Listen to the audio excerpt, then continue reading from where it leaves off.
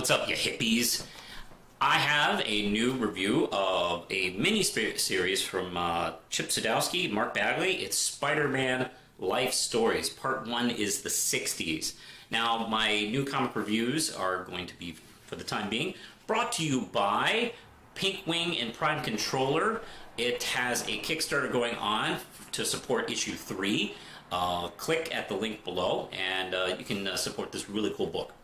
Alright, now, let's talk about Spider-Man. Now, this actually is a really cool idea, and it reminds me a lot of either Marvel's or specifically John Byrne's cool Generations miniseries, which nobody seems to talk about anymore.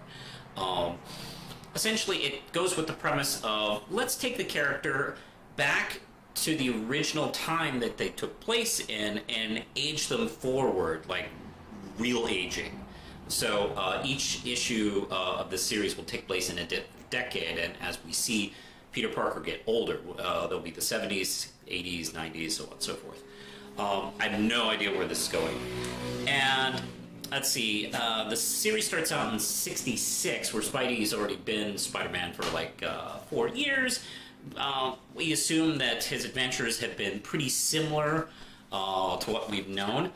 Things are getting interesting, though, because of course the Vietnam War has been heating up and getting more controversial and more of a, I'd say, kind of, it's kind of a partisan kind of like argument that's been going on. Like Iron Man's jumped into the fray already in Vietnam. Captain America's getting pressure about joining, and he's not sure what he wants to do. Meanwhile, Peter Parker is trying to decide what to do. Like, hey, I got all these cool superpowers. I might get drafted. You know, what am I gonna do? Like, should I like just volunteer? If I do get drafted, you know, should I use my superpowers? Should I like come to the government and go, hey, look, I've been Spider-Man. I could do a lot of good here. He's not sure. And he's kind of like going through these emotions. Meanwhile, Flash Thompson has totally like joined up, and he's having a going away party. And I like a few moments where, you know, it's a little dicey between the two of them, because at this point, you know, they had just kind of like made peace, but they're still not totally cool. Because like Flash really harassed him and made his life hell. And I guess at this point, it looks like, you know, we had kind of went past that point where they kind of made peace with each other. But Peter still kind of got feelings about him, so he's like, yeah, you know what? I don't know. You can kind of go screw off. I don't care.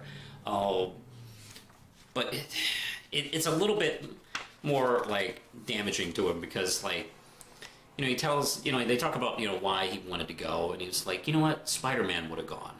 It's like, damn, why'd you gotta do that to me? Like, is he the reason he's going? You know, now he's, you know, trying to decide, you know, what to say to him.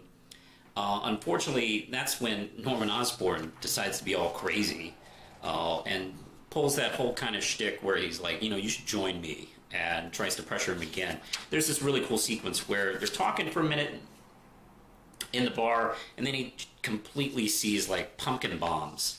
And he goes, they're all over the place. They're set to detonate unless you come out with me. And of course we get another cool fight scene between the two. And of course we get a classic bit of Norman hitting his head and kind of like losing his memory again. That's when he has this conversation with Captain America. And Captain America tells him, look, I think I'm going to go. And I know you're thinking about going, and you should stay. Because you know what? You're responsible for this area. You're keeping it right.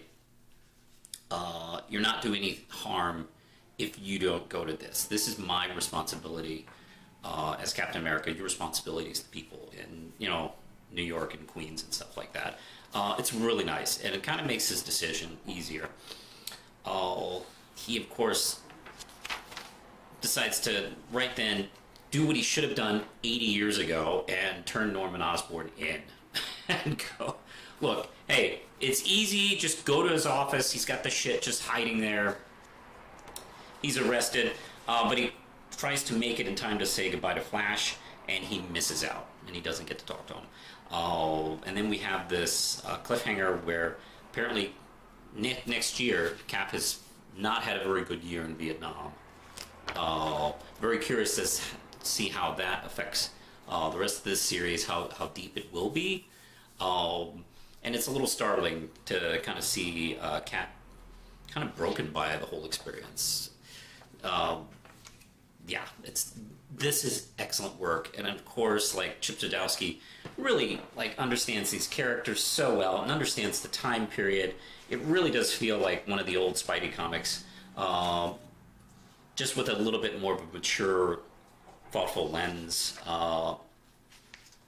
put towards them. And of course, Mark Bagley's art is just fantastic. I mean, are we to the point where we can call him one of the Spider-Man artists of all time? I think so.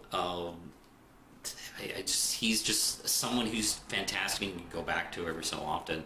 I would probably maybe now put him next to like the Ramirez and Ditko, and maybe even more so than McFarlane. I mean, McFarlane doesn't really come back to it, not like Bagley does.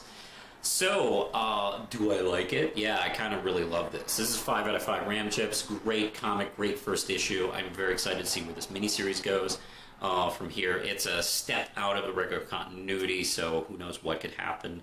Absolutely loved it. So did you read this? Let me know what you think in the comments below. You can like and subscribe to this channel. You can support it on Patreon for just $1 a month. You can even take part in like voting and even request stuff. You know, that's not $1. It goes up. So yeah, I think that's it for now. So push the button, Lindsay.